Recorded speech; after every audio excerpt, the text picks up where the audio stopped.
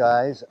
Christian couldn't join us today, so I'm going to be leading a little seeding project in the garden, and we're going to do a little experiment. We're going to do a direct seeding project, and then maybe we'll take half of these beets, and we'll do those in cells and transplant them, and we'll see which comes out better.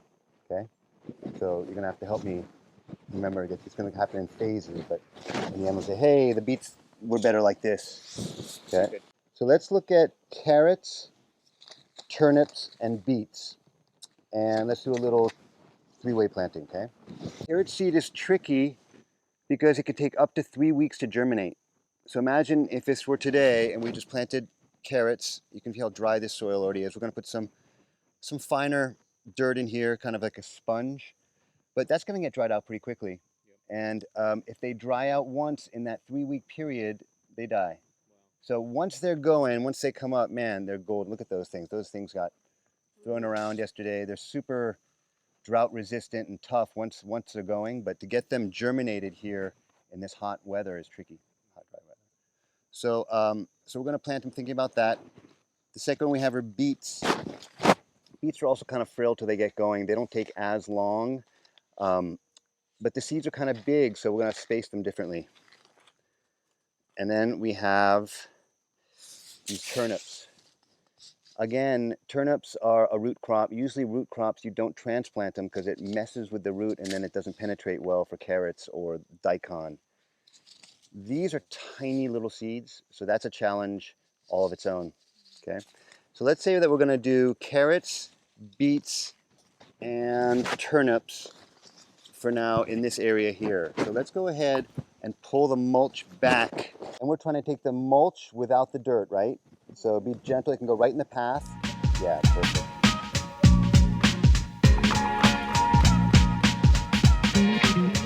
So let's talk about the terms. What's the difference between dirt and soil?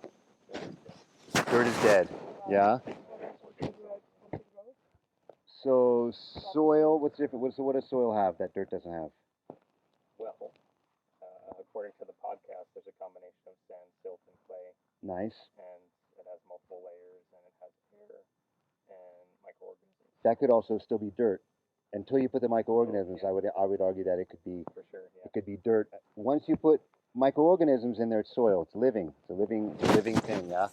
And then the other thing is organic material. Yeah. So the difference between dirt and soil is organic material. It's basically broken down, whatever it is we're using, right?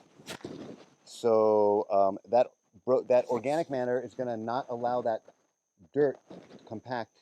It's going to allow it to break up. And then depending on what the different layers that he talked about, clay, sand, what's the other one? Silt. And silt. What is silt? Silt was I think clay was the most, like, the finest material, and then sand was the next step, and then silt was like, kind of like broken down rock, maybe? It was the most airy, so it's, I think, best for like the top layer, I guess. Cool. Okay, so this is soil well, it's not soil, it's dirt that River dug up when he did that shower project, yeah? So that might have organisms in it. It might be soil. We don't know. It depends on how well it's been. If people are cleaning outside there, maybe got some nitrogen, maybe start to grow some stuff. This stuff's probably pretty good. We're going to use this as a sponge, but we're not really thinking about this as nutrients. You see the difference? This is a planting medium because we didn't make it. We don't know how good that stuff is. We don't know how much nutrients are in that. So we're not using that to give nutrients to our crops, although they probably will. That's not what we're using, just as a planting medium, as a sponge. Okay? So let's go ahead and sift this and just get, I don't know, some. Right, we've done this before. This is the one we were trying to do yesterday with you guys, and you'll see what a difference this is. And then we'll see the stuff we got, and we'll see how nice that is. Okay, so we'll try to keep it from going off. Let's go back and forth this way. I think you do it like this.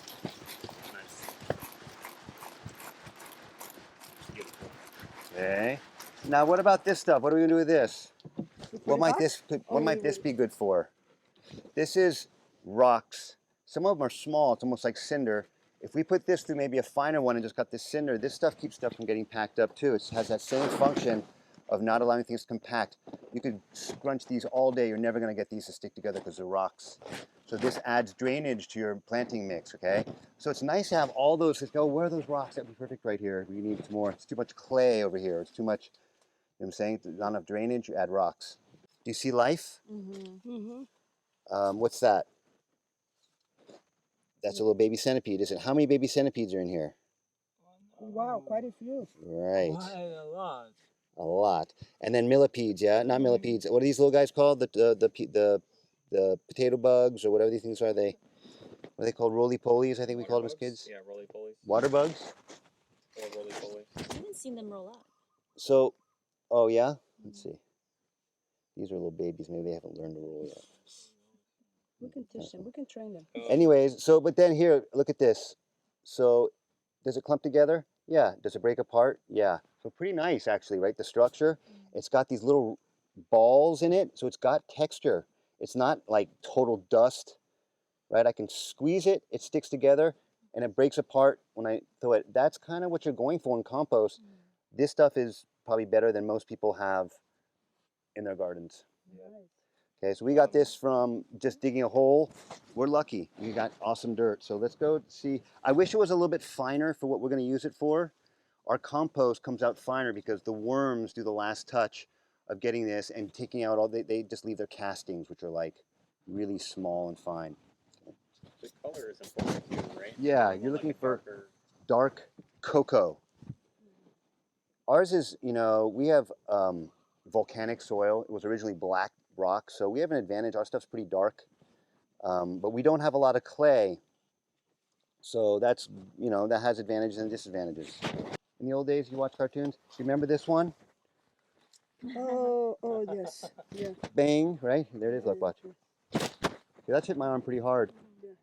That was a joke, but not really a joke. Yes, So, yes. and then the other one, look at this. Yeah. Barefoot, man.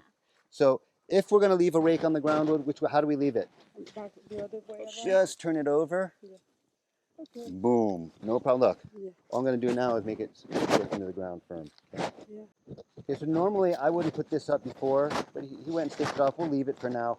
But you can see this makes it kind of hard to work. Generally, look, our beds, look at the size, right? We're looking at ergonomics here. We don't want to step in the middle. We talked about that yesterday. So I can reach halfway.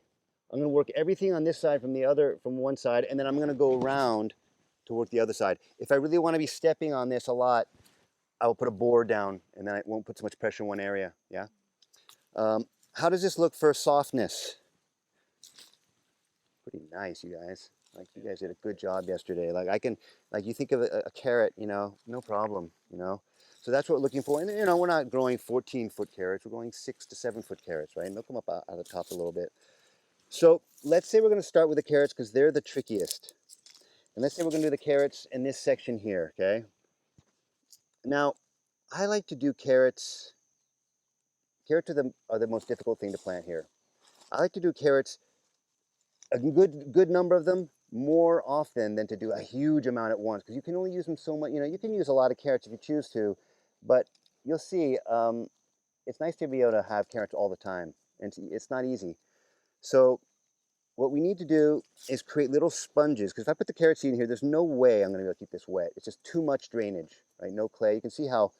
So what we're going to do is we're going to make little furrows, okay? And actually, Kevin, how would you feel about going and grabbing that hose and bringing it over here so we can wet this down a little bit?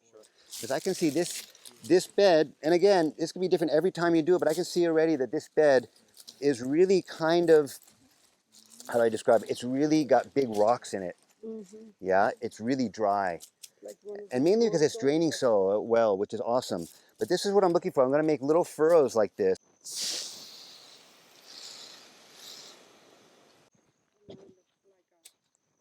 Okay. So I want to get you guys in here, and you see how I've got this one row? I just made a little pocket, yeah? And that's going to hold my dirt. That's going to be our sponge in which we're going to plant our seeds. How awesome is it that we've got these bacteria hotels in our little section here, right? Who put this in? Was this part of the thing yesterday? This part of the prep? I guess so. Okay, well, he snuck this on you. Christian did an awesome thing. This is going to last here for 1,000 years. It's just going to be a little hotel for microorganisms. So We're super happy about that. Thank you. And so then we start the next one.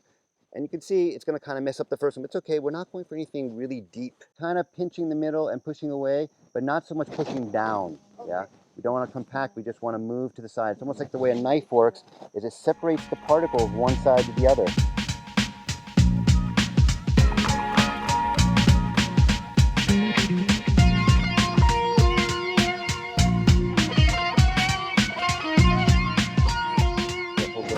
We've got two kinds of seeds here. We've got yayas and we've got mokums. Okay. Now notice that these spice containers have holes. So it's like, let's pretend that this is pepper. 2 inches apart would be perfect. But do you know how much work it is to plant these 2 inches apart, these little tiny seeds which stick to your fingers in the wet soil? You don't want to do it. So let's say I'm going to start here and we'll go yaya, yaya, mokum, mokum. I think that'll be easier than going half yayas or half mokums, but we could do that. In fact, let's do that. There we go. That was easy. Maybe we'll get a better divider later. Maybe Kim will devise something that is our divider sign. You guys are going to have to remember. So here we go, yayas on this side, and check it out. We're going to cover this with more soil. So I'm trying to get as light a sprinkling. Way too many. Boom. There we go. Okay, way too many. But does that matter? No, I've got 5,000 seeds here. I can go a few too many. Better a few too many than not enough. Okay, way too many. So. Okay, makes sense? So maybe do another sprinkle on the end, but that's the kind of, I would like to do less. That thing's not ideal, but you guys are going to figure it out. Better too many than not enough. Try and keep it on this pad, okay? We're going to finish that off with a layer of soil, just enough to cover the seeds and offer a little protection from dryness. Okay, so it's a little bit of a sponge, but it's not thick. It's going to be maybe, what, 1/8 to 1/4 inch. Okay, and then we're going to hit it with water again without blasting so that we'll mess up that perfect little seeding we did. We're going to hit that with a shade cloth. Okay, that's going to help us out with the drying out, right? It's going to keep it in the shade, and then that way we don't have to worry about the sun pounding it too hard until it gets going. It's germinated, and then we'll take that off. But let's go ahead. That's going to get in our way. So let's go ahead and do this side, and we're going to do what? We're going to do some turnips, and then we're going to do a bunch of beets. So check out how tiny the seeds are. They're really hard to handle, really hard to plant, and especially if you want to get them in any kind of order. So we're going to put them in the jar,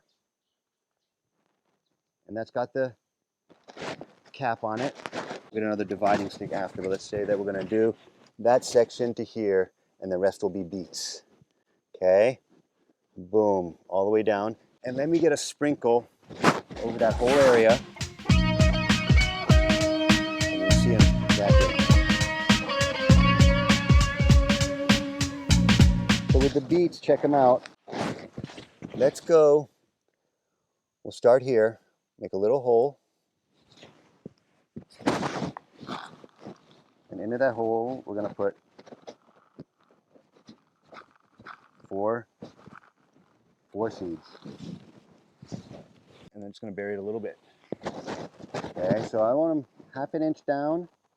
Where's the next one going to go? Next one's going to go here. Now what's going to happen? 4 are going to come up.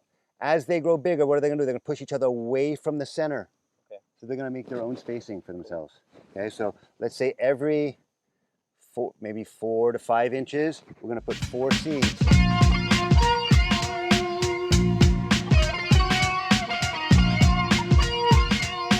Nana's just going to cover up behind you guys, and all we're doing is giving that soil a little extra chance to give a little more sponge, a little bit more moisture retention on top, a little more shade for the seeds that we just seeded, because you just have to feel light. It's not going to put a lot of weight on top of those seeds. They're going to be able to germinate really well, and in fact, it's going to help them keep moist for a longer period during the day, give us more of a buffer so that we don't have to worry about getting water on the bed as much. Now, so I'm just going to wet this all down.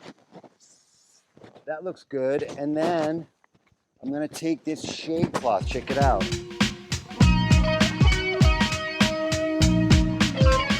So this is done. And in order for these to germinate, we're going to have to keep them moist, which means you guys are going to have to get on a schedule where everybody helps Christian to keep them moist, because it's really hard. Twice a day, you're going to forget. Sometimes 3 times a day. On a day like this, might be 3 times. Hit them in the morning, oh, they'll go dry, boom. And we're going by the color, Can you see how the color changes as it gets dry, right? It gets lighter. So we're looking for keeping it dark. It can be too much water too. So we just want to keep it moist, let it get kind of dry, keep it moist. So Why do the carrots need shade and nothing else? just because these are the hardest to germinate of all the seeds. It's just this family is generally really tricky. The seeds are dry and small, and they just don't pop the way like daikon, man. You saw the way those went over there. Like you stick them in the ground, you don't have to water them regularly. They pop. These are really dry. It takes a long time, and if they dry out once, it's over. So I kill a lot of times. Oh, none of them came up because at one point you let it get too dry and the seeds died. So they're just fragile until they get going. Once they're going, they're golden. Thanks for watching, guys. If you liked the video, give us a thumbs up, and don't forget that subscribe button and the bell next to it. All right.